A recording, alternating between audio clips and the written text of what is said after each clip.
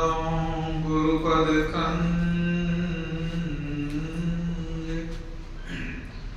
कृपा सिंधु रूप हरि महामोह तम कुंज जासु वचन रविकर निकल गुरु बिनु ज्ञान न उपजे गुरु बिनु मिले न भेव गुरु बिनु संशय न मिटे जय जय जय गुरुदेव बोलिए प्रेम से श्री सद्गुरु महाराज की जय। परमाराध्य गुरुदेव के पावन श्री चरणों में कोटि शरण नमन। आदरणीय धर्म प्रेमी सज्जनों, माताओं, बहनों तथा प्यारे बच्चों, प्रत्येक मनुष्य सुख की तलाश में रहते हैं। सब जीवन में सुख पाना चाहते हैं। तो सुख पाने के पहले सुख के संबंध में कुछ जान लेना भी अच्छा है। सुख दो प्रकार के होते हैं। सुख के दो प्रकार हैं। एक है विषय सुख, उसी को हम इंद्रिय सुख भी कहते हैं, और दूसरा है आत्म सुख, जिसको ब्रह्म सुख या मोक्ष सुख भी कहते हैं। ये दो प्रकार के सुख, एक इंद्रिय सुख या विषय सुख, दूसरा है आत्म सुख। संसार में जो सुख को हम पाते हैं अपने इंद्रियों के द्वारा, पांच ज्ञानेंद्रियों के द्वारा पंच विषयों का उपभोग करते हैं, रूप रस गंध स्पर्श शब्द, इसमें भी सुख मिलता है, आनंद मिलता है, भले वो क्षणिक ही क्यों न हो, दुखांतक ही क्यों न हो, लेकिन सुख की प्राप्ति होती है। इसे हम विषय सुख या इंद्रिय सुख कहते हैं। मरने के बाद जीव यदि स्वर्ग में जाता है तो एक स्वर्ग सुख भी है, लेकिन स्वर्ग सुख भी वास्तव में विषय सुख ही है। वहां भी विषय भोग ही है। तुलसीदास जी ने रामचरितमानस में लिखा है, इंद्रिय सुरन न ज्ञान सुहाई विषय भोग पर प्रीति सदाई आवत देखहि विषय बयारी ते हठ देहि कपाट उघारी। देवताओं के लिए वर्णन किया गया है, इंद्रिय सुरन न ज्ञान सुहाई विषय भोग पर प्रीति सदाई। उनको ज्ञान अच्छा नहीं लगता देवताओं को, वो विषय भोग में लगे रहते हैं, स्पष्ट लिख दिया गया है।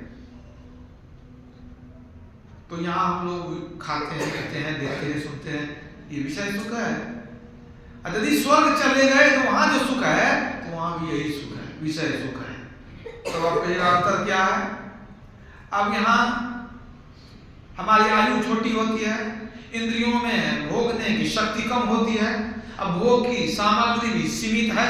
लेकिन आप स्वर्ग जाएंगे वहां आयु लंबी रहेगी, इंद्रियों में भोगने की शक्ति ज्यादा रहेगी, भोग की सामग्री अधिक रहेगी, लेकिन वहां भी विषय भोग ही है। तो एक सुख हो गया ये सांसारिक सुख, और दूसरा मरने के बाद जाएंगे स्वर्ग सुख, तो वो भी विषय सुख ही है। और तीसरा है आत्म सुख या मोक्ष सुख, ब्रह्म सुख। अब ये तीन प्रकार के सुख हैं। हमारे लिए कौन उत्तम है? किस सुख को हम ग्रहण करें, किसको हासिल करने के लिए प्रयत्न करें?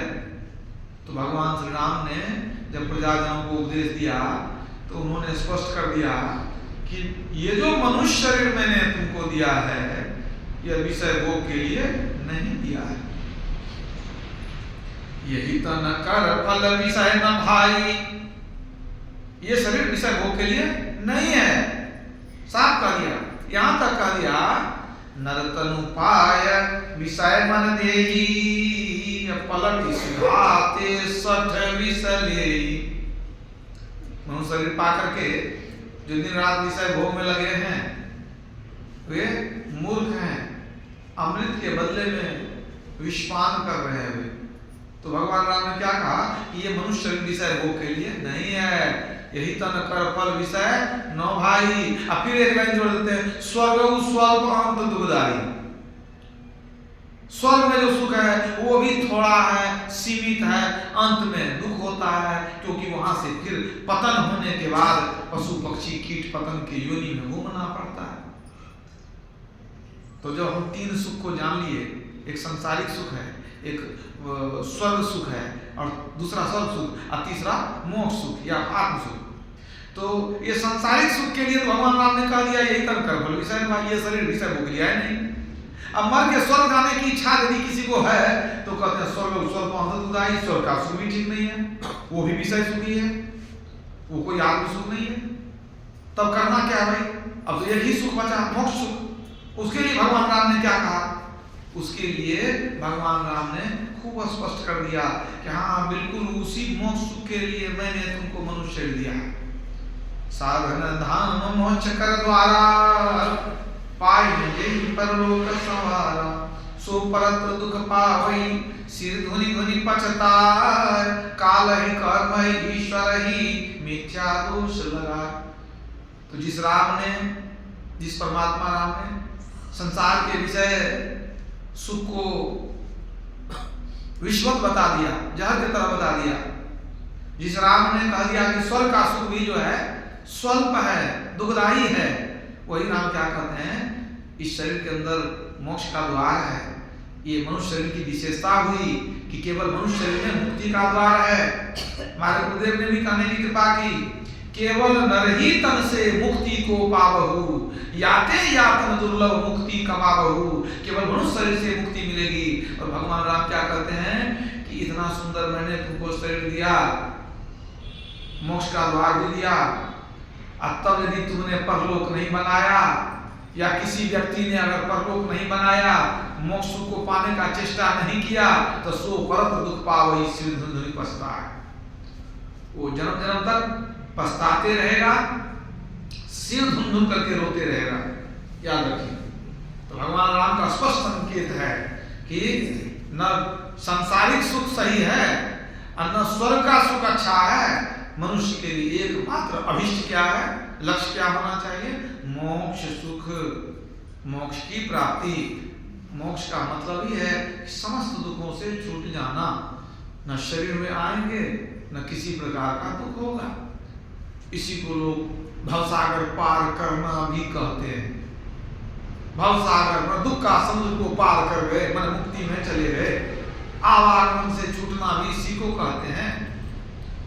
तो ये मनुष्य मिला है मुक्ति पाने के लिए भगवान राम के अनुसार, और संत लोग भी यही कहते हैं। ये तो आप समझ गए कि असल सच्चा सुख क्या है? आत्म सुख, ब्रह्म सुख या मोक्ष सुख, तीनों एक ही बात है। अगर आपको आत्म सुख मिल गया तो ब्रह्म सुख मिल गया, और जब ब्रह्म सुख मिल गया तो मोक्ष सुख मिल गया। कैसे? जब पेट भर गया तो संतुष्टि हो गई, वही बात है। अब मुक्ति कैसे मिलेगी? मुक्ति के लिए कोई उपाय होनी चाहिए ना। कबीर साहब ने कहा, मुक्ति न होवे नाचे गावे, मुक्ति न होवे मृदंग बजावे, मुक्ति न होवे साखी पद बोले, अब मुक्ति न होवे तीर्थ डोले। तीर्थ भटक के मर जाएंगे, मुक्ति नहीं मिलेगी। पूजा पाठ व्रत उपवास करके मर जाएंगे, मुक्ति नहीं मिलेगी। तो क्या उपाय है मुक्ति के लिए? क्या करना चाहिए? मुक्ति के लिए एक ही उपाय है, किसी सदगुरु को, सच्चे सदगुरु के शरण में जाएं और उनको प्रसन्न कर लें। भगवान शिव का कथन है, ध्यान मूलम गुरु मूर्ति पूजा मूलम गुरु पदम, मंत्र मूलम गुरु वाक्यम, मोक्ष मूलम गुरु कृपा। मोक्ष का मूल क्या है? गुरु की कृपा। बिना गुरु की कृपा के मोक्ष मिलने वाला नहीं है। इसी को गुरु महाराज ने अपने शब्दों में कहा, बिना गुरु की कृपा पाए नहीं जीवन उधारा है। उधार माने मोक्ष में जाना, उधार में स्वर्ग जाना नहीं। यही बात तो तुलसीदास जी ने कहा, गुरु बिनु भव निधि तरय न कोई, जो बिरंची शंकर सम होई।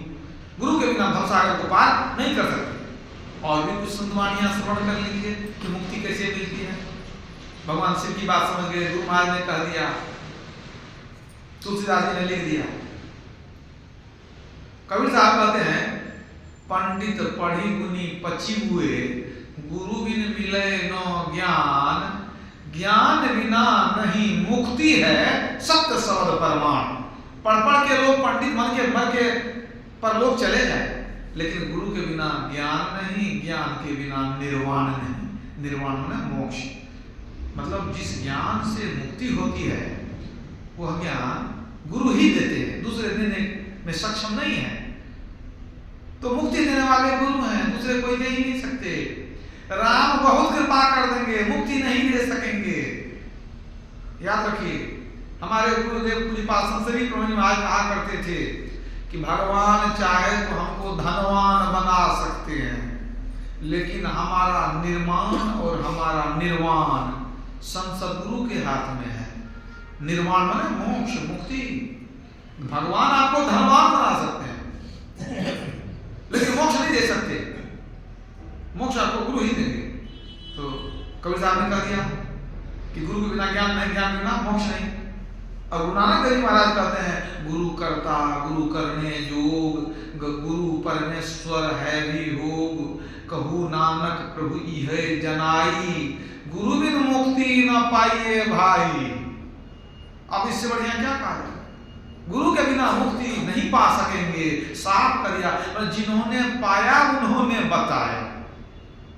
और जो कहते गुरु की जरूरत नहीं वैसे मुक्ति मिल जाएगी, इसका मतलब उन्होंने नहीं पाया। जो पाया उन्हें सही रास्ता बताएगा। जिसको अपने नहीं मिला है, अपने भूखा पड़ा हुआ है, दूसरे को खीर पूरी खिलाता है। तो कहने का मतलब जिसको मुक्ति मिली है उन्होंने कहा कि गुरु की कृपा से मिलती है, मतलब मुक्ति मिलती है। दूसरा कोई उपाय नहीं। वही मान साहब कहते हैं, गुरु बिन मुक्ति न पाइए भाई। सुंदरदास जी कहते हैं, गुरु बिन ज्ञान नहीं, गुरु बिन ध्यान नहीं, गुरु बिन आत्म विचार न लहत है। ज्ञान, ध्यान और निर्वाण सब गुरु के हाथ में है। दादू दयाल जी कहते हैं, सदगुरु मिले तो पाइए, क्या पाइए? सदगुरु मिले तो पाइए भक्ति मुक्ति भंडार। दादू सहजे देखिए साहब का दीदार। परमात्मा का दीदार सहज में मिल जाता है। जो बात दवा से नहीं होती वह बात दुआ से होती है। अब मिल जाए अगर पूरे मुर्शिद तो बात खुदा से होती है। मुर्शिद मतलब कौन? गुरु। तो बिना गुरु के मुक्ति मिलने वाली नहीं है। लेकिन गुरु मान लीजिए मिल भी गए तो क्या आपको मुक्ति मिल जाएगी? आपके अंदर में श्रद्धा है कि नहीं? आप उनके आज्ञा में चलते हैं कि नहीं? आप कष्ट सहने के लिए तैयार हैं कि नहीं? गुरु आपको बताएंगे, उस पर आप अमल करते हैं कि नहीं? जब आप किसी सच्चे महापुरुष के संग में रहते हैं या सानिध्य में रहते हैं, गुरु के संग में रहते हैं, वो कुछ न कुछ आपको बताते हैं। तो कुछ न कुछ बताते हैं और वो ये देखते हैं कि अमल करता है कि नहीं। जब आप अमल करते हैं तो और कुछ बतलाते हैं, जब उसको भी अमल करते हैं तो और कुछ बतलाते हैं। और जब देख लिए कि इसको कहने से कोई फायदा है नहीं, समझ रहे हैं कि नहीं? गुरु गए कह के चला हुए बह के, तो कहना छोड़ देते हैं। कभी क्या करेंगे आप? जब आपके कान पर जू नहीं देंगे, जब गुरु के आज्ञा पर आप चलने का प्रयास भी नहीं करें, बात को बिल्कुल माने ही नहीं, और आप कहें गुरु महाराज को मुक्ति दे दीजिए, तो मुक्ति क्या कोई सामान है उठा के दे दिया जाएगा? गुरु आपको मोक्ष के लायक बनाते हैं। पहले आप उस लायक होंगे तब ना उस चीज को प्राप्त करेंगे। पहले योग्यता होगी तब ना आप अपेक्षा रखेंगे। तो गुरु पहले योग्य बनाने के लिए चाहते हैं। लेकिन पूज्यपाद कहते थे, जो भी मिला सो गुरु मिला, चेला मिला न कोई। जो मिलता है सब गुरु बनने के लिए आता है। कोई सच्चा चेला बनेगा, सीखेगा कुछ, तब उसको बताएंगे। तो जो आता है वो अपने को बड़ा ज्ञानी समझने लगता है, कुछ कहो करे तो उसको पालन नहीं करता है। तब क्या होगा? जब पालन नहीं करेगा तो गुरु आज्ञा माने नहीं, अब गुरु ही लगावे दोष। गुरु एक दोष होता है, गुरु कृपा नहीं हुई, नहीं तो हमको तो मुक्ति मिल जाती। गुरु आज्ञा माने नहीं, अब गुरु ही लगावे दोष। अब गुरु निंदक जग में दुखी, मुझे न पावे मोक्ष। मोक्ष मिलने वाला नहीं, कोई उपाय नहीं। तो गुरु जब कहते हैं, समझाते हैं, डांटते हैं, फटकारते हैं, कुछ उससे सुधार होना चाहिए। अगर कुछ सुधार नहीं है, कुछ अंतर नहीं है, आप जैसा का तैसा हैं, तो बस पैसा करके मर जाइएगा, चाहे गृहस्थ रहिए कि साधु रहिए। परिवर्तन अगर नहीं हुआ तो क्या मिलेगा? कुछ नहीं। बहुत कष्ट उठाना पड़ता है कुछ पाने के लिए। लक्ष्य अगर ऊंचा हो, लक्ष्य अगर बड़ा हो, तो उसमें त्याग की ज्यादा जरूरत पड़ती है। और किसी को सिर्फ मास्टर बनना है तो कम पढ़ाई करनी पड़ेगी, और यदि वो कहे कि नहीं IAS बनेंगे तब क्या होगा? बेसी पढ़ाई करनी पड़ेगी ना। लक्ष्य जितना ऊंचा होगा उतना आपको उतना ही अधिक मेहनत करना पड़ेगा, उतना परिश्रम करना पड़ेगा, उतना कष्ट सहना पड़ेगा, तब जाकर के आप चमकेंगे, तब ऊंचे लक्ष्य की प्राप्ति होगी। इसी संबंध में एक लोक कथा सुनाता हूं। किसी गांव में एक बहुत भव्य मंदिर बना। अब मंदिर में जो मूर्ति स्थापित की जाएगी तो एक बहुत बड़े नामी कलाकार को बुलाया गया कि भाई आकर के एक मूर्ति बना दीजिए मंदिर के लायक। जब भव्य मंदिर है तो उसके लायक मूर्ति भी होनी चाहिए। निमंत्रण मिला उनको कि जो आपका खर्च होगा देंगे, आप आकर के मूर्ति बना दीजिए। तो दूर के रहने वाले कलाकार थे, वो मूर्तिकार, वो अपना औजार छेनी हथौड़ी सब ले करके चले। पुराने जमाने की बात है, लंबी यात्रा, बीच में जंगल का भी यात्रा था। तो बेचारे चल रहे हैं, सुबह सुबह उठ के चल दिए थे। और जंगल से जब गुजर रहे थे तो वहां पर एक पत्थर पर नजर पड़ी जंगल में ही। तो उनको लगा ये पत्थर बड़ा बढ़िया है, ये माना इसकी जो गुणवत्ता है बहुत उच्च गुणवत्ता है और मजबूत भी है, कठोर भी है, ये मूर्ति बनाने के लिए बहुत बढ़िया है। सोचा कि इतना बढ़िया जब पत्थर मिल गया है तो जब वहां जाएंगे तब ना एक मूर्ति यहाँ बना लेते हैं, बड़ा सुंदर पत्थर है। वो छेनी हथौड़ी निकाले और जैसे उसमें एक दो बार चोट दिए, उस पत्थर से आवाज आई, करुण आवाज, रोते हुए आवाज आई, मुझे छोड़ दो, मुझे कष्ट मत दो, मैं चोट नहीं सहना चाहता, मुझे भगवान नहीं बनना है, मुझको छोड़ दो। पत्थर से आवाज आई। ये तो पहले संकल्प लिया था कि हम मूर्ति भगवान बनाएंगे, अब पत्थर से आवाज आने लगी, मुझे छोड़ दो, मुझे कष्ट नहीं सहना, मुझे कष्ट मत दो, मुझे भगवान नहीं बनना है। उसको आश्चर्य लगा, पत्थर से आवाज आ रही है, छोड़ दिया। जब आवाज आ रही है तो कहेंगे उसको छोड़ दिया, आगे बढ़ गया। कुछ ही दूर आगे बढ़ा, फिर एक और पत्थर मिल गया। और ये पत्थर भी बड़ा सुंदर, मजबूत, बहुत उच्च गुणवत्ता वाला पत्थर। सोचा बड़ा सुंदर पत्थर है, ऐसा पत्थर तो खोजने से जल्दी नहीं मिलता। तो वो सोचा इतना बड़ा पत्थर है, काट छाट के भगवान बना लेंगे इसका। सही में अब उसको छेनी हथौड़ी निकाला, जब उधर उस पर जो है वो चोट करने लग गया, उससे कोई आवाज नहीं आई। इसको बड़ा तसल्ली हुआ कि नहीं अब लगता है मूर्ति बनेगी। अब मूर्ति बनाते बनाते बनाते तो आधा समय उसी रात लगा दिया, उसी में अपना बनाते बनाते खूब सुंदर मूर्ति बना लिया। और जब बना लिया तो मन में हुआ इतना बढ़िया मूर्ति बना ही लिया तो लेके चलते हैं। और जब उसको चाह उठाना तो अब जब खोदता है देखता अंदर में भारी है, बहुत बड़ा है, ये तो हमसे उठने वाला है नहीं, ले नहीं जा सकेंगे, ये पत्थर बड़ा भारी है। अब मन में अफसोस हो गया कि पहले पूछते कि इतना भारी पत्थर है तो हम इतना मेहनत भी नहीं करते, हम सोचे कि काम आ जाएगा, अब तो इसको उठा के ले जाना मुश्किल। वो क्या किया, वो वहीं पर अपना गमछा झाँप दिया वहां पर और चल दिया कि नहीं अब कभी तो कोशिश करेंगे, बाद में और लोग को लेके आएंगे, कभी तो ले जाएंगे, ये तो हमसे कुछ होने वाला है, उठा के अकेले कहाँ से ले जाएंगे।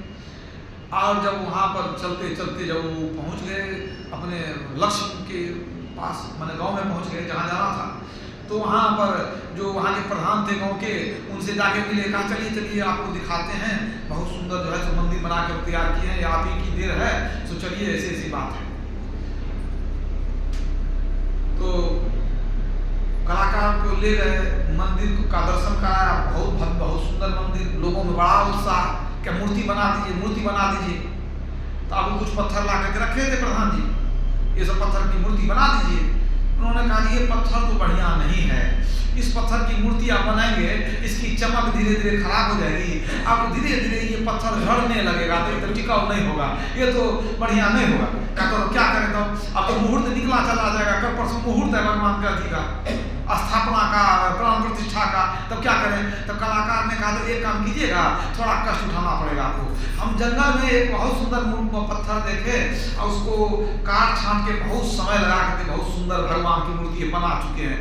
तो कहा कि लायक है, कहा उतना भारी हमसे देखिए, इतना भारी है हम ही लोग नहीं कर सकते थे, अकेले कहाँ से लाते, तो हम ला नहीं पाए। तो अगर आप आप लोग चाहें तो बनी बनाई मूर्ति मिल जाएगी। बैलगाड़ी लीजिए, 10 आदमी लीजिए, चलिए सब आदमी तो उसको उठा करके लाएंगे, बना बनाए भगवान मिल जाएंगे। भगवान बहुत खुश हुए, सब बहुत अच्छा से बना चुके हैं, बहुत बढ़िया है। बहुत आदमी जुटे, फूल का माला वगैरह लिए, सब नहीं ना, भगवान जो बने हुए हैं तो वहां जाकर के स्वागत करके लाएंगे भगवान। गाड़ी बैलगाड़ी हुआ, बहुत आदमी गया, जुलूस लेकर के, झंडी उंडी लेकर के गया कि नहीं लाएंगे वहां से भगवान को। वहां सब आदमी जब गए तो सही ने जब वो गमछा कपड़ा झाँप दिया था जंगल में, वो उठाया, बड़ा सुंदर मूर्ति है, सब देख के प्रसन्न हो गया, ये भगवान बहुत सुंदर लगता है, एकदम जीवंत मूर्ति। सब मिल करके उनको माला पहना करके, उनको गंगाजल से नहा करके पूरे पत्थर को उठाया, सब मिल करके, बहुत आदमी था, 10 आदमी, वो गाड़ी पर लादा, लाद करके अब पूरा गांव में उत्साह हो गया, एकदम भीड़ लगने लग गई भगवान का दर्शन करने के लिए, सब कोई लाए। अब विधिवत जो है सो उसको जो है मंदिर में, मंदिर के बीच स्थान में जहां होना चाहिए, प्रतिष्ठापित कर दिया गया, प्रतिष्ठापित कर दिया गया। अच्छा, अब जो है सो सुबह सुबह प्राण प्रतिष्ठा पूजा वगैरह शुरू होने वाली थी। अब जब वो हो गया तो अब क्या कहते हैं कि अब प्रधान जी ने कहा कि कलाकार को कि देखिए अभी तो भगवान तो बहुत सुंदर हो गए, अब तो ये बहुत बढ़िया हो गया, सुबह सुबह प्राण प्रतिष्ठा भी होगी, पूजा वगैरह भी सब होगी, लेकिन एक और पत्थर की जरूरत है।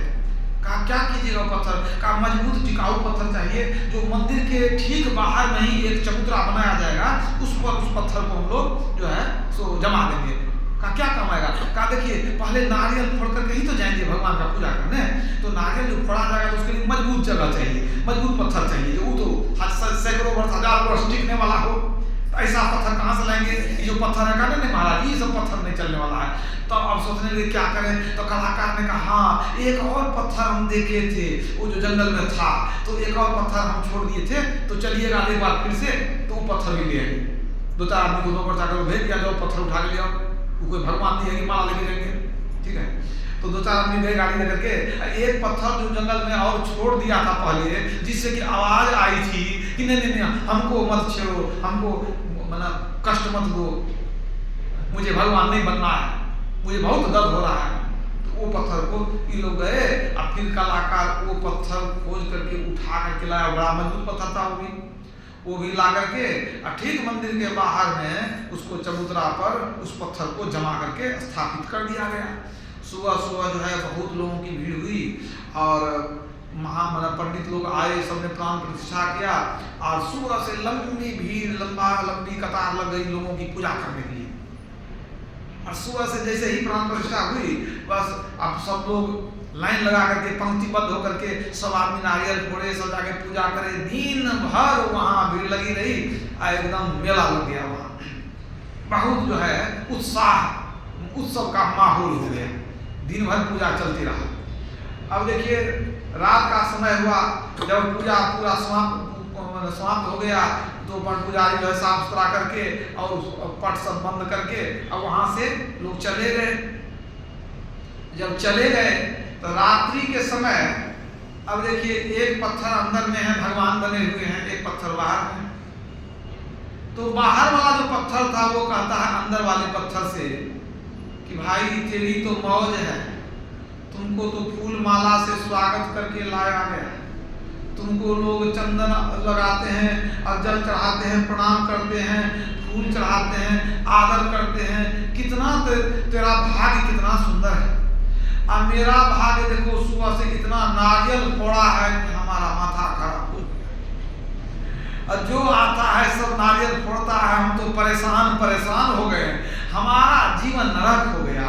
और देखो तुम कितना बोले, एक ही जंगल में रहते थे, दोनों भाई की तरह रहते थे, अब तुम्हारी तो मौज हो गई, लॉटरी निकल गई, तेरी पूजा होती है, लोग चंदन लगा के प्रणाम करते हैं, गंगाजल चढ़ाते हैं, हमारी किस्मत टूट गई, हमारा भाग्य परमात्मा कैसा लिख दिया है, अब जिंदगी भर जब तक हम हैं तब तक हमारे ऊपर लोग नारियल ही फोड़ेगा, हम तो दिन भर से हम परेशान हो गए हैं।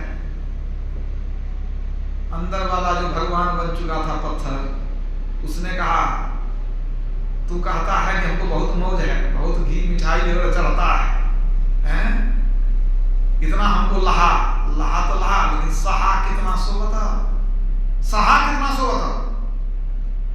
अरे तुमको भी तो गया था भगवान ने, तू क्या कहा था कि हमको मत छेड़ो, हमको कष्ट मत दो, हमको भगवान नहीं बनना है,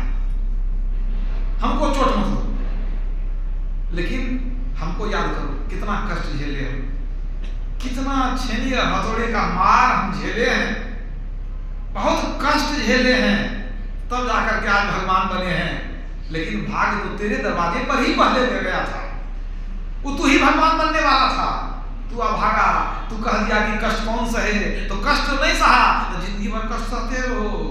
हम एक ही दिन कष्ट सहे, तो आज देखो हमारा जीवन बन गया। क्या मतलब हुआ? कथा यही समाप्त है।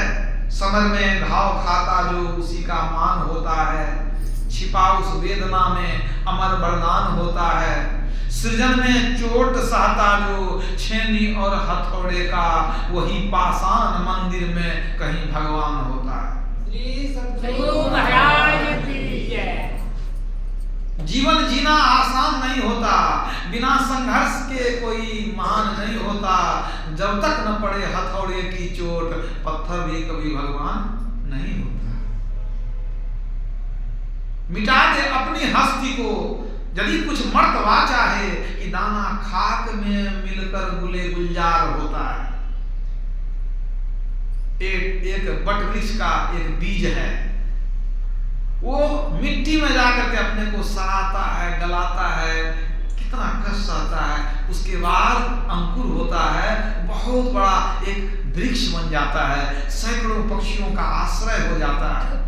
तो पहले अपने को गलाया सड़ाया तब हुआ ना।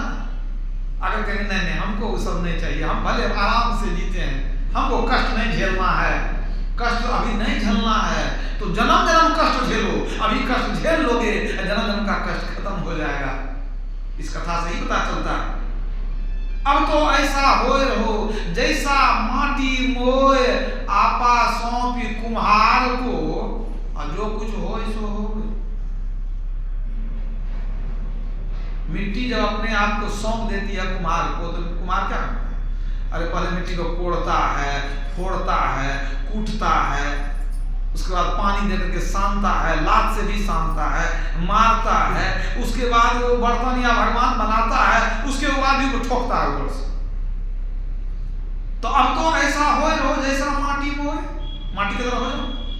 आपा सौंपी कुम्हार को, और जो कुछ हो सो है। अपने को सौंप दिया गुरु के चरण में, अब जो करेंगे हमको, अब जैसे भी रखें, जैसे बना लें वो बना लें, हम कुछ नहीं बोलेंगे। तो जब अपने को सौंप देंगे दुख सहने के लिए, दुख सहेंगे तब ना कुछ चमकेंगे, तब ना कुछ कीमत होगी। जो पांव के नीचे जो ढेला है मिट्टी का, उसकी कोई कीमत नहीं है। और उसी को जब भगवान बना दिया, जब पैर लग जाए प्रणाम करते हैं कि कितना अंतर हो गया। क्यों? बहुत कष्ट सहा तब हुआ ना। तो गुरु कुम्हार शिष्य कुंभ है, गड़ी गड़ी काढ़े खोट, अंतर हाथ सहार दे, अब बाहर बाहर चोट। गुरु कुम्हार है, शिष्य घड़ा है, वो ठोकते हैं, पीटते हैं सुधरने के लिए। लेकिन अगर गुरु के बताए निर्देश के अनुसार हम चले नहीं, अपने को हम सुधारे नहीं, उनकी कुछ बात सुने नहीं, तो क्या होगा? गुरु आज्ञा यदि नहीं मानेंगे तो भविष्य जीवन अंधकार में है। गुरु ने कहा शिष्य ना किया कैसे बाँचे काल, सुख ने कहा बलि ना किया बांधे गया पता। एक ही गुरु के अनेक शिष्य होते हैं, जो थोड़ा भी आज्ञा मानता है तो उसमें थोड़ा सा सुधार हो जाता है, उसकी कीमत बढ़ जाती है। और नहीं तो कितने आते हैं कितने जाते हैं। हनोज रोज अव्वल, कोई सर फारसी की उक्ति है, आज भी पहला ही दिन है, जैसे 10 साल पहले थे आज वैसे ही है। तो क्या हुआ? कोई परिवर्तन नहीं हुआ, कोई सुधार नहीं हुआ। तो ढोंग पाखंड करना बेकार है। कोई गुरु के शरण में है, संत के शरण में है, आश्रम में रहता है, रहना बेकार है। जीवन क्यों बर्बाद करता है? अपने जीवन को बदलो। बिना सुधार के कभी उद्धार होने वाला नहीं है, याद रखिए।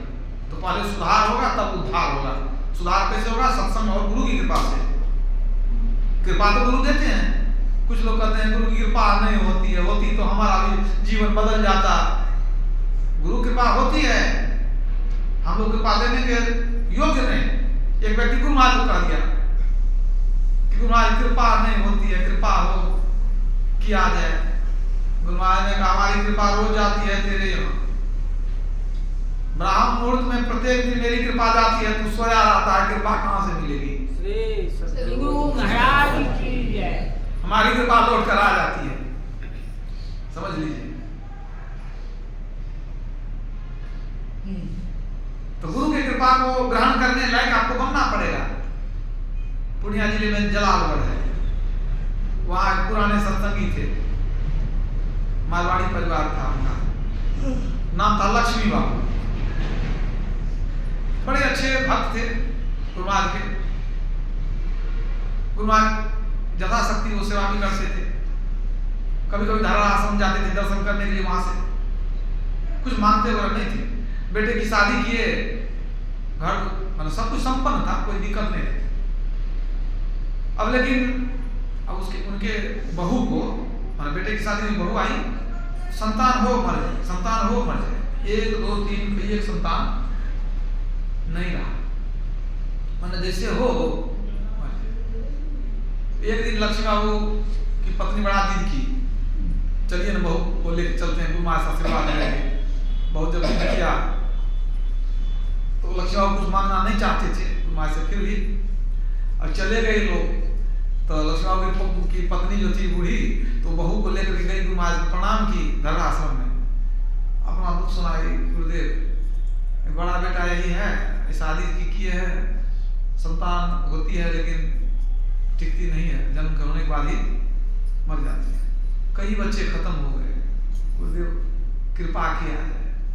गुरु महाराज मुस्कुरा के बोले अच्छा अब रहेगा, अब चिंता नहीं करना, अब रहेगा, आशीर्वाद दे दिए। खुश हो गई तो गुरु महाराज कह दिए तो हो जाएगा। ये लोग दर्शन करके अपना जो चढ़ावा था चढ़ा करके वहां से आ गए अपना घर। समय पा करके फिर गर्भवती हुई, फिर जो है समय पूरा हुआ, अब फिर बच्चा हुआ। बच्चा जो हुआ तो संयोग से फिर बच्चा मरा। अब वो बूढ़ी गोद में बच्चा को ली हुई है। अब लोग सब जो थे गांव समाज के जो सत्संगी नहीं थे, तो उन लोगों को चाहिए कुछ मसाला बोलने के लिए, कहते थे कि मैं ही बाबा भगवान है, कह दिए हैं।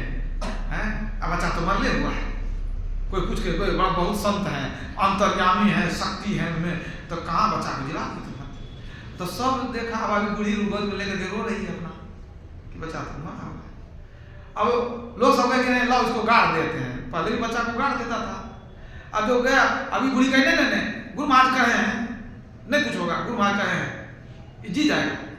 अब जब कोई वैसा ही आदमी था, कहे बूढ़ी पागल है, पागल हो जाएगी, बच्चा को छीनने के लिए उस गोदी में से, अब जैसे बच्चा को पड़े खींचा, बच्चा रोने लग गया। बच्चा रोने लग गया, बच्चा जिंदा हो गया, बच्चा फिर जिंदा हो गया, कुल का दीपक उनका जो है सो प्रज्वलित हो गया। और वो बच्चा जब बड़ा हुआ तो फिर वो लोग लाए बच्चा को, मुंडन कराए गुरु महाराज के शरण में, धरा आश्रम में ला करके वही मुंडन कराए। यही बच्चा है गुरु महाराज आप ही का दिया।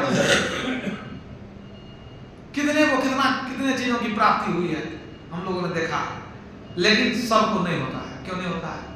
आप में पात्रता नहीं है, आप में क्षमता नहीं है, उस तरह से गुरु को याद नहीं करते हैं, उस तरह भक्ति नहीं करते हैं। आप चाहिएगा बहुत कुछ मिले और उस योग नहीं बनिएगा, आप याद नहीं करते, दया कहां से होगी?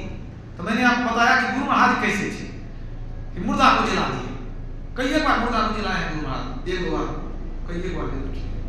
तो गुरु की कृपा कैसे प्राप्त होगी? मांगते मांगते मांगते बढ़ जाइएगा, नहीं मिलेगी। अपने कुछ योग बनाइए, बिना मांगे भी कृपा मिलती है, बिना मांगे भी मिलती है।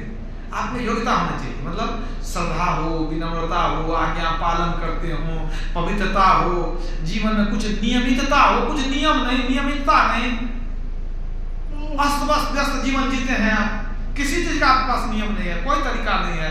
कहते हैं सत्संगी हैं, हम गुरु महाराज के शिष्य हैं, अरे कुछ तो पालन कीजिए तब न शिष्य हैं, ताकि गुरु महाराज को भी लगे कि हाँ मेरा शिष्य है।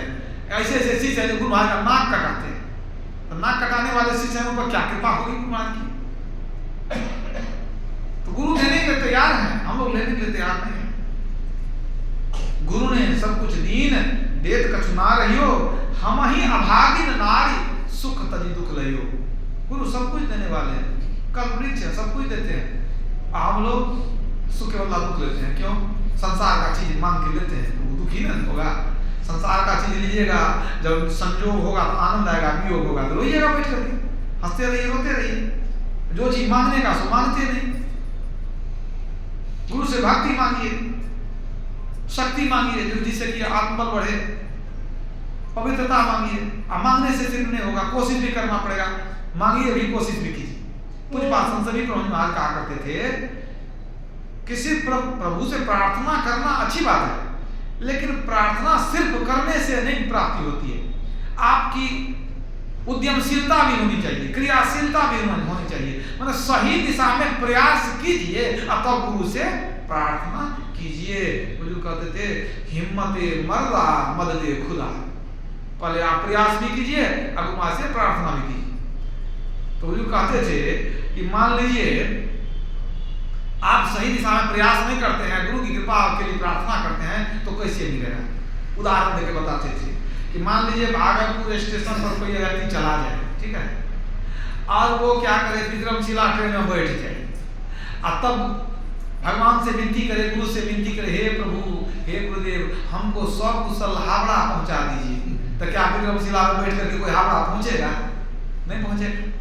और यदि कोई सुपर एक्सप्रेस में बैठ गया है, अब विनती करे, हे प्रभु, हमको सकुशल दिल्ली पहुंचा दीजिए। कोई मजाल है कोई देवता की, कोई गुरु का, किसी का जो दिल्ली पहुंचा देगा, जो सुपर एक्सप्रेस में बैठेगा?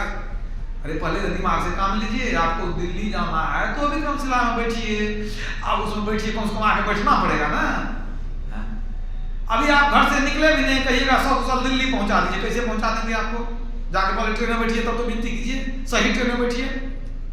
तो हम लोग दिन रात तो हाय हाय संसार में लगे हैं, कहते हैं मुक्ति दे दीजिए, अब बटोरते हैं बंधन, बंधन पर बंधन डालते जाते हैं, कहते हैं मुक्ति दे दीजिए हे प्रभु। मुंह से मुक्ति मुक्ति कहने से क्या होगा? पहला बंधन पड़ा देह का, दूसर क्रिया जान, और तेसर बंधन पुत्र विचारे, चौथा नाती मान। और नाती के कहीं नाती हो गए तब कहूँ कौन ठेकान। धन संपत्ति और हाट हवेली, यह बंधन क्या करूं बखान। दिन रात बंधन पर बंधन बांधते हैं, मुक्ति खोजते हैं। तब आप कहें क्या बात, हम धन संपत्ति छोड़ दें? छोड़ना नहीं है, आसक्ति को छोड़ना है, धन को नहीं छोड़ना है।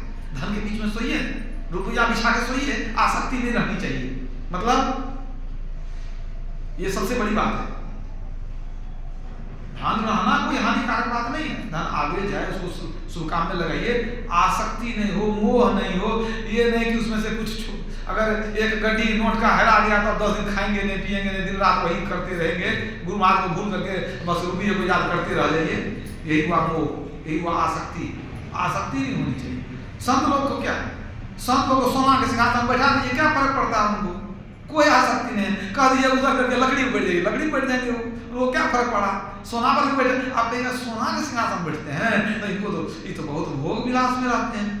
अरे उनको आसक्ति ही नहीं है, उनके लिए लकड़ी या सोना सब बराबर है, लोहा सोना सब बराबर है। सुख दुख संपत्ति विपत्ति, सुख दुख संपत्ति विपत्ति, मान अपमान है, शत्रु मित्र भूपाल सो एक समान है। कनक कांच नहीं भेद, ज्ञान में तीक्ष्णा, अरे हारे पलटू उधो से हरि कहें संत के लक्षणा। कनक हो, सोना हो या कांच हो, उनके लिए बराबर है। ये समता प्राप्त हो जाती है संतों को, उसके लिए थोड़ा थोड़ा प्रयास करेंगे तब होगा।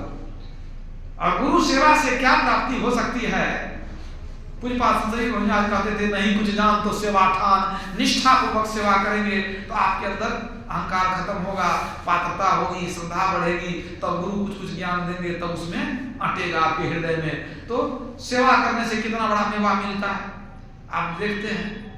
बाबा देवी साहब के शरण में गुरु महाराज थे, वो भी बहुत सेवा किए। कुछ लोग सोचते हैं कि नहीं सेवा नहीं की, सो बात नहीं। मुरादाबाद जाकर के महीनों महीनों रह करके बहुत सेवा करते थे गुरु महाराज। अब फिर गुरु महाराज की सेवा की, कुछ बात सही समझ में आया तो देखिए सेवा से कितना बड़ा मेवा मिला। सतगुरु चरण टहल नित करिए, नर्तन के फल यही है। और सब कुछ समर्पण कर गुरु की सेवा करनी चाहिए।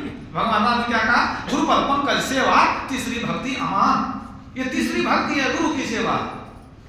लेकिन सेवा अपने मन से नहीं कि हम यही सेवा करेंगे। आपके जगह ढाल लगाने, हम कहेंगे हम देवे आपको तेल लगाएंगे जबरदस्ती, वो बात नहीं है, वो सेवा नहीं है। आज्ञा हो जाए वही सेवा है। आज्ञा का पालन कर लिए तो आप सेवा कर रहे हैं। कहीं दूर भी रहिए कोई बात नहीं, गुरु की कृपा आप पर है।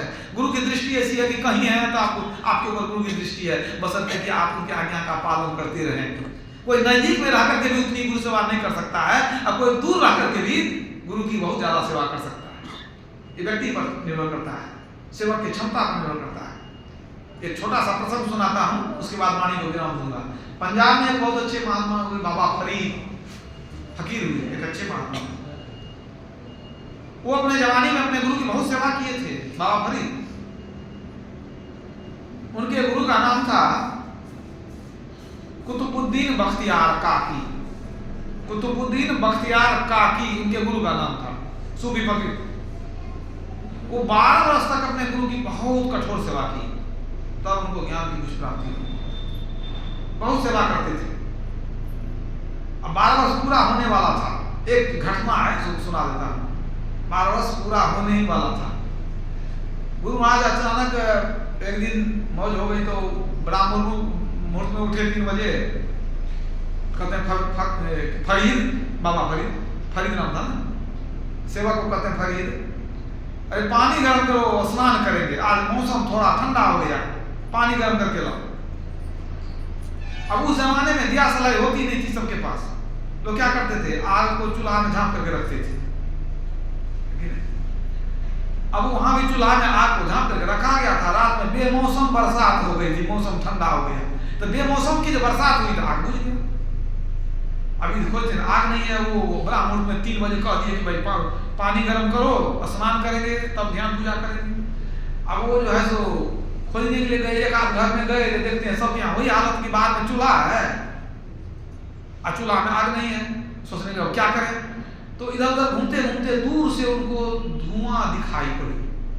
तो उनको लगा धुआं है तो आग, चलते हैं उसी बस्ती में। वो चल करके थोड़ा आगे गए जहां से धुआं निकल रही थी। वहां जाके दरवाजा खटखटाए और वो घर था एक वेश्या का। दरवाजा खटखटाए तो वहां से वेश्या खोली। वेश्या देखती है कि युवा है, सुंदर है, बाप रे, तो देखने लगी। कहो क्या बात है? तो बाबा फरीद ने कहा कि भाई थोड़ा सा आग दे दो उनको। कहा क्यों दे देंगे आग? कहा गुरु महाराज की आज्ञा हुई है पानी गर्म करने के लिए, आग नहीं है, आज खत्म हो गया आग, थोड़ा सा आग दे दो। तो थोड़ा दिलगी करने के मतलब विचार में थी कौन वेश्या। तो कहते नहीं आग नहीं देंगे, तुम बदले में क्या देगा? कहा क्या है मेरे पास, क्या देंगे हम, थोड़ा सा तो आग मांग रहे हैं। वेश्या क्या कहती है, नहीं बदले में कुछ देना पड़ेगा। तो कहो क्या दें? पूछने लगी बाबा फरीद। तो क्या कहती है, तेरा आंख बहुत सुंदर है, तुम आंख देगा तो आग देंगे। बाबा फरीद चुप हो गए। तो क्या कहती है, तू आंख देगा? पहले बोल, हंसी ठल्लोली करने का समझ, तू आंख देगा? कहता बड़ा हम गुरु का भक्त है, देगा? कहा देंगे। कहता ठीक है, तू आंख दो हमको, हम लाते हैं। वो गई आग लाने के लिए, अंगुली घुसा के एक आंख निकाल करके हाथ में रखे हुए थे कि गुरु की आज्ञा हो गई है, कहीं आग नहीं है, ये नहीं देगी तो गुरु की आज्ञा हम कैसे पूरा करेंगे। और वो जब ले करके उधर से आग आई तो आग बढ़ा दी, ये आंख निकाल के दे दिया उसका हाथ में। आओ तो देखी तो खून भी निकल रहा था। वो तो बेचारा बेहोश हो गई, वहीं आंख देख के बेहोश हो गई। अभी तो खून बहने लगा था, गमछा निकाल के एक आंख को ऐसे खूब लपेट लिए बढ़िया से, अब खून बह रहा था। अब वो आग लेकर के तब वहां से निकले, लेकर के गए, उसी अवस्था में पानी गर्म किए, चौकी लगाए और बर्तन लाए नहाने का। कहते हैं गुरु महाराज पानी तैयार हो गया। गुरु महाराज नहाने के लिए आए, थोड़ा सा कुछ उनको दिखाई पड़ा। तो कहते रहे तो ये क्या बांध रखा है, गमछा का बांध रखा है? वो पानी लेके नहाने के लिए बैठे और यहाँ पर खड़ा, ये काहे के बांध रखा? अभी सोचने लगे कि इतनी बात हम कैसे कहें तुरंत गुरु महाराज को। तो कुछ बहाना कर दिए बाबा फरीद। कहते हैं क्या, हमको आंख आ गई है इसीलिए बांध लिए हैं। आंख आना बुझते हैं ना, लाल हो जाता है, हमको आंख आ गई है इसीलिए बांध लिए हैं। गुरु महाराज हंसते हुए कहते हैं, अरे जब आंख आ ही गई है तो जरा हमको भी देखने दो। गमछा पर खींच दिए और जैसे खींचे दोनों आंख ठीक हो गए। श्री सद्गुरु महाराज की जय। जय। आंख जब आ ही गई है तो झांप के क्या रखता है, हमको भी दिखाओ। और जैसे गमछा खोले आंख बिल्कुल ठीक हो गई। गुरु महाराज तो सब जानते थे, खुशी से उसको सीने से लगा ली। तेरी तपस्या पूरी हो गई। 12 साल कठिन तपस्या की, अंतिम ये परीक्षा थी उनकी। गुरु महाराज की लीला थी, सब गुरु महाराज की लीला थी। अब वही बड़ा फरीद अंत में बहुत उच्च कोटि के सूफी फकीर हुए, संत हुए, बहुत उच्च कोटि के। तो सोचिए गुरु की कैसी कैसी सेवा होती है, कैसी कैसी सेवा लोग कर चुके हैं, जो लोग सोच नहीं सकेंगे। आज के युग में सोच नहीं सकेंगे। आज तो छोटा सा काम दो तो बड़ा भारी लगता है कि नहीं दूसरा कर देता तो अच्छा था, हमारा देह हाथ नहीं हिलाना पड़ता, वही अच्छा था, छोटे से काम में। लेकिन यहाँ देखिए ऐसे उद्धार नहीं होता है जब गुरु में श्रद्धा ही नहीं, गुरु की आज्ञा का पालन ही नहीं। और ख्वाब बहुत बड़ा बड़ा पालेंगे कि एकदम मोक्ष में चले जाएं, प्रकाश का दर्शन हो जाए, एकदम सूर्य का दर्शन हो जाए, हमको सब में हम चले जाएं। कर्मी कुछ नहीं, कर्म कुछ नहीं, खाली सिर्फ ख्वाब पालिए। तो सपना देखने से सपना पूरा नहीं होता है। उद्यमेन ही सिद्ध्यन्ति कार्याणि न मनोरथे न ही सुप्तस्य सिंहस्य प्रविशन्ति मुखे मृगा। मनोरथ पालने से सपना पूरा नहीं होता है। उसके लिए मिटा दे अपनी हस्ती को, यदि कुछ मर्तबा चाहे। बहुत कष्ट उठाना पड़ता है, संघर्ष करना पड़ता है, सेवा करनी पड़ती है। और पूज्य पाद संशय की ब्रह्मचारी भी कहते थे कि कोई किसी को धन से मदद तब कर सकता है जब वो धन का त्याग करेगा। धन का त्याग करेगा तब किसी को धन से सुख पहुंचाएगा। और कोई किसी को शरीर से सुख तब पहुंचा सकता है जो अपने शरीर का सुख का त्याग करेगा। मतलब कोई यदि सेवक है वो अपना ही सुख देखेगा तो स्वामी को सुख नहीं दे सकेगा, उसको अपने सुख का त्याग करना पड़ेगा तब दूसरे को सुख दे सकता है। जो अपना ही सुख खोजता है वो दूसरे की सेवा क्या करेगा। भरत जी जब गए थे भगवान राम से मिलने के लिए जंगल, तो उन्होंने क्या कहा, सिर भर जाऊं कुशल असमोरा असबते सेवक धर्म कठोरा। दुनिया में सबसे कठिन धर्म क्या है? सेवक का धर्म। क्या कहते हैं भरत जी? वो जो चले राम को खोजने के लिए तो जंगल में जहां जहां पांव पड़ा था कुछ चिन्ह था, तो भरत जी क्या कहते हैं, जहां हमारे स्वामी का चरण पड़ा है और वहां हमारा पैर पड़ जाए तो अच्छा नहीं है। हमारा पैर उस जगह पर नहीं पड़ना चाहिए, तब क्या करना चाहिए? सिर भर जाऊं कुशल असमोरा। मेरे लिए कुशल यही है कि जहां जहां उनका चरण पड़ा है वहां वहां हमारा सिर पड़े, उस जगह की चरण धूलि पर हमारा माथा पड़ना चाहिए। यह है सेवक का धर्म। तो जो सच्चे गुरु के शरण में हैं, गुरु की आज्ञा का पालन करते हैं, सेवक धर्म का पालन करते हैं, साधना भी करते हैं, तो सब कुछ को मिलाकर चलते हैं, उनका भविष्य जीवन उज्जवल होता है। सेवा भी कीजिए, साधना भी कीजिए। अगर साधना करेंगे सेवा छोड़ देंगे वो भी नहीं। मैंने एक दिन आप लोगों को सुनाया था कि गुरु महाराज को सेवा की जरूरत थी, आवाज देने लगे अपने सेवक को। अब सेवक कहाँ है पता ही नहीं, तो नाम लेकर जब पुकारे तो कोई कुपाघाट की बात है, तो कोई गए खोजने के लिए, भाई बाबा जिनका नाम लेकर पुकार रहे उनको देखे कहाँ है। खोजते खोजते कहाँ मिले, तो गुरु निवास के छत पर वो ध्यान कर रहे थे। तो वहां से आकर के उनको जगाया गया कि गुरु महाराज पुकार रहे हैं, आप यहाँ बैठे हुए हैं। तो दौड़ करके गए। गुरु महाराज कहते हैं क्या कर रहा था? जो ध्यान कर रहे थे उस छत पर। तो गुरु महाराज कहे तू सेवा छोड़ के ध्यान करता है, कभी नहीं होने वाला है तुमसे कुछ। सेवा को छोड़ के तू ध्यान करेगा, तुमसे ध्यान भी होने वाला नहीं है, कभी नहीं होगा। सबसे पहली सेवा जो है, सेवा जो छोड़ के ध्यान नहीं होता, पहला कर्म है कि गुरु की सेवा समय पर हम करें उचित रूप में। इन्हें की सेवा करके चलिए ध्यान करें, ये सब क्या है? भोग है पाखंड। वो भी करें लेकिन समयानुकूल करें, गुरु को बता के करें कि हम इस टाइम में हम करते हैं, ध्यान रख, उनको ही पता रहे, है कि नहीं? तो कहने मतलब सेवा, सदाचार जरूरी है, सेवा जरूरी है, साधना जरूरी है। ये तीनों चीज हो जाए तो जीवन तो जगमग है, जीवन मंगलमय है। तो हम लोग भी अपने जीवन में क्या करें? सदाचार का पालन करें, पंचपाप का त्याग करें, सदाचार का पालन करें और सेवा भी करें। सेवा, अब गुरु है तो गुरु की सेवा, आश्रम है तो आश्रम की सेवा, और कुछ नहीं है तो गुरु जो कह गए वो भी सेवा, ठीक है। और साधना भी करें। अगर करते रहेंगे तो आगामी नए वर्ष में जीवन मंगलमय होगा। नया वर्ष आने वाला है अंग्रेजों का, तो आप लोगों के लिए अग्रिम रूप से शुभकामना है नए वर्ष के लिए। मैं अपने वाणी को विराम देता हूँ। बोलिए प्रेम से श्री सद्गुरु महाराज की